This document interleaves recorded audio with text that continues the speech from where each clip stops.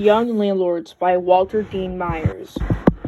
We went to the joint to pick up a flashlight. Gloria was there, and she said she would go with us. I told her that it might be better if she didn't. But when she said she wanted to, I was glad. By the time we got to the place I thought was the warehouse, it was dark. Now it gets dark everywhere at night, but this whole neighborhood gets darker than any place in the world. Really, it was so dark you couldn't even see the door of the place. I remember the guy that I saw standing near the door when A.B. Tucker went in. I told Gloria to go across the street and watch when Dean and me went in. I told her that if she heard any screaming, to go to the cops on the double. And if she didn't hear nothing, go get the cops on the double because they got us. No, that means we're okay, I said. But we'll be out in 30 minutes or less. After that, we're in trouble. We left Gloria out across the street and crossed under the L towards the warehouse. Dean asked me if I thought he was gay. It was a funny thing to ask at the time, and I said no, and he asked me if I minded holding his hand when he got inside. That was kind of funny. Later, I told myself I would laugh. We got to the door, and I walked right up to it and tried it. I figured that if there was somebody inside, I could tell them some story about how I had gone to the wrong place or something. The door opened. We couldn't see a thing inside. I shined the flashlight around, nothing, but I thought it could be the place that A.B. Tucker took us to. So in we went. We closed the door and started toward where I thought the stairs were. They were there. We turned out the flashlight and went slowly up the stairs. Dean had his hand on my arm, and I was never so glad to be touched by anyone in my life as I was just then. We went up 2 flights of stairs, and we came to the door. I opened it slowly. "Who's there?" a voice came from the darkness. What we heard next sounded like either someone throwing a piece of rock or metal against the door, or someone shooting at it. We started downstairs in the darkness. I dropped the flashlight and ran to Dean, and we tumbled across the first flight, grabbing the best we could at the metal banister until we hit the bottom. "Who's there?" a voice from the top of the stairs went. "Shoot him!" That was Dean, and we heard a scuffling at the top of the stairs as whoever it was getting under cover. We got up and got down the rest of the stairs as quickly as we could. By the time we hit the first floor, we heard some barking behind us, so we knew there were dogs in the place. Never mind, the barking was behind us. The front door was in front of us, and fear was in our feet. I got to the far wall right first, and we couldn't find the door. "You got a match?" I asked, tried to whisper in the darkness. "Who, me?" Dean asked. "What a question. Who else?" I cried around the door. The dogs were coming closer, and I could see a light from the staircase we had just come across. A moment later, I saw a flashlight. "Shoot to kill!" Dean again. A light disappeared, but I thought I saw the door. I went over to where I thought it was. "Bingo! I got it!" I whispered as loudly as I could. I heard Dean's footsteps coming toward me as I opened the door. I jumped up, and Dean came right behind us. There was a loud banging and an echo. Someone had shot at us again. I ran across the street in a crouch, and I saw Dean doing the same. "What up?" Gloria saw us coming. "Run," I said, and the 3 of us ran down Broadway. I never knew Gloria could run that fast. Dean and me were probably tired from running down the stairs. We got back to the joint and were so out of breath we couldn't even talk. Dean announced that he would see us in the morning and started for the door. "Thank you for coming along," I said, "and thanks for thinking so fast when we were in there." "Yeah," he said, "right. Look, if you want to check out anything else, let me know, so I can get out of town for the day." Dean was okay. He was scared the same as me, but he had gone, and he had thought fast when we were in the warehouse. "What happened?" "We got shot at." "By who?" she asked, her breathing calming down a little bit. "I don't know," I said, "but it sure was close." We sat there for a while until our breathing was back to normal, and when we closed up the office. Maybe it was the excitement, I don't know. It had to be something different. But then Gloria was standing there locking up the office, and I was standing there next to her. It just came out, and I was almost as if someone else besides me said it. "Gloria, what? I love you." She started laughing. I turned and walked out the hallway. Behind me, I could hear her calling me and still laughing. I turned around, and she was leaning against the door and still laughing. I felt like change for 2 cents. I went on home. I washed up a little and went to bed. It was the first day in my life I had said that to a girl. It would also be the last. I couldn't fall asleep right away. In fact, I stayed up for the night, just staring into the darkness. I had a dream, not a real dream, but the kind of thing you have when you're half awake and half asleep. I was back in the warehouse, and the guy was coming down the stairs, and I told Dean to head for the door, as I distracted the guy with the gun. I had the flashlight. I went to one side and turned it on. I could see out of the corner of my eye. Dean opened and shut the door as the bullet slammed into the wall next to my head. I turned out the flashlight and moved into the middle of the floor. I backed slowly toward the door. The guy didn't have a flashlight. I was safe. He fired a few more rounds off into the darkness. How many had he fired? 5, 6? I reached behind me and found the doorknob and turned it slowly. I threw the flashlight across the darkness of the room. He fired at the light as I opened the door, but somehow he spotted my silhouette against the streetlight and fired into my direction. I felt the bullet go inside my chest. I felt a burning sensation. I closed the door behind me and staggered across the street. Down the street, about a block away, I saw Dean running, passing the liquor store. Gloria was there. I reached out to her, but fell before I could touch her hand. I looked up at her one last time before I died. She was sobbing. There, now she would be sorry. Then I fell asleep. Then I tried to fall asleep. When I woke the next morning, the phone was ringing. I stumbled across into the kitchen and saw that my mom was out. What day was it? I looked at the calendar and saw that Wednesday hadn't been crossed out. Wednesday was my father's favorite day. I answered the phone and it was Gloria. I hung up. A moment later it started to ring again, but I ignored it and went to the bathroom. I wandered down to the joint and found Bubba sitting onto the stoop. He was trying to balance 2 pieces of pizza on one knee and drink a Coke at the same time. "You got some people in the office," he said, a big grin. "What kind of people?" I asked, trying to read something into his expression. "Just the usual astrals types," he said. Okay, I went into the office, and there, sitting cross-legged on the floor, was Askia Ben Kenobi and some girl. Now, Askia Ben Kenobi normally looks as weird as you want or need on a regular day.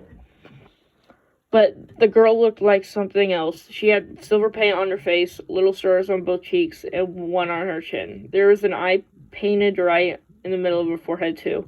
"What can I do for you, Mr. Kenobi?" I asked, trying to get enough sarcasm into my voice to let him know that I was being sarcastic, but not as so much that he would really get ticked off.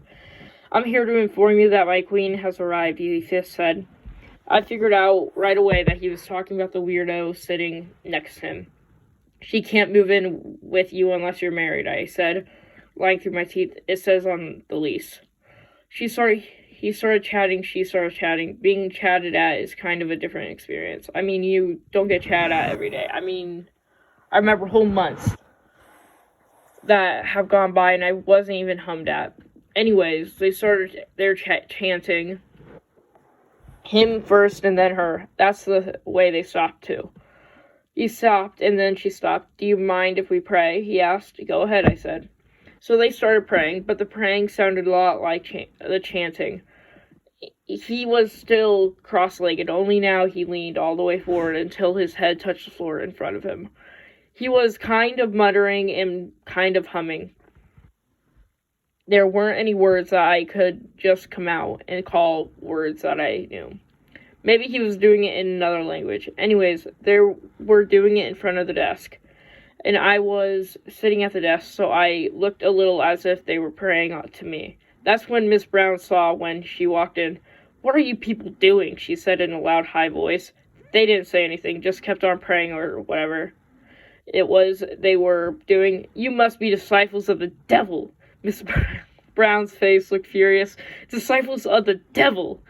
When Askia and his lady had finished praying, he introduced her to me as Selassie Tafari and said she was from his people. I will, he said, not need this. He handed me a paper, and I looked at it and saw that it was an eviction notice.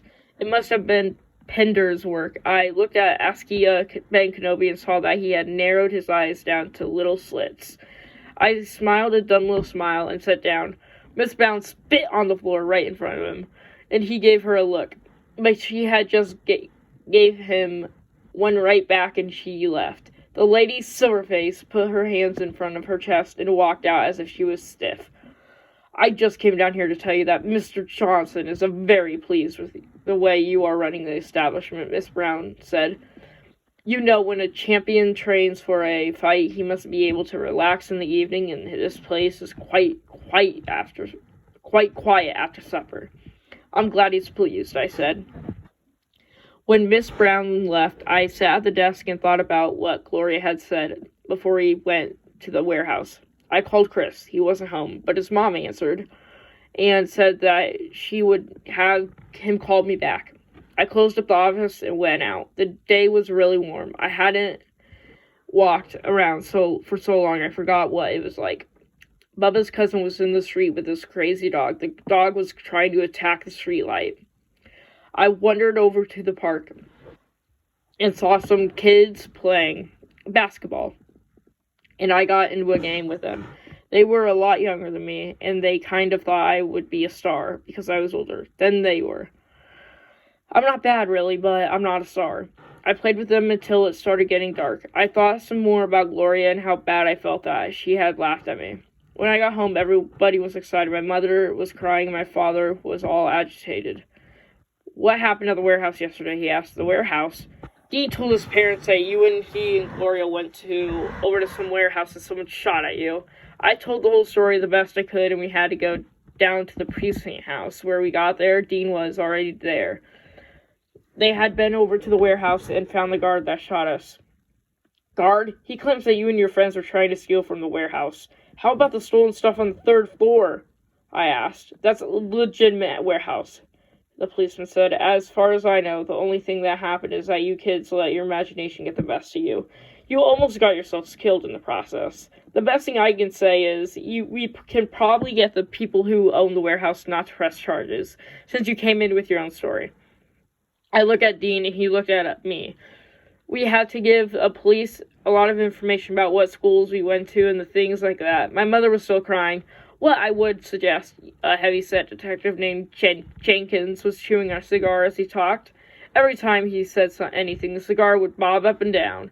Is that you kids go back to being what you can be? That is a bunch of kids. Go on and have yourself some fun and stay out of places where you don't have any business being. If I hear any more about either of you getting in trouble, I'm gonna make life rough on you. And don't expect your parents to get you out of trouble the next time. I don't care who comes down here crying and who don't. Now get out of here. I didn't know what happened at the warehouse. I was sure it was the one that Gloria and I had been to. Even in the dark, it looked like the one. When I got home, my father started off with a lecture. I deserved it, every bit of it, and everything he said was true. You know I came from a big family, he said. You saw the place I lived in. It wasn't any better than I lived in it. My father couldn't anymore support all of us than walk on water, so I say, I'm just going to have one kid and take care of it. And now what? Now you go out and try to get yourself killed because some other kid gets himself in trouble. How about you didn't call Chris and tell him to go get his head shot off?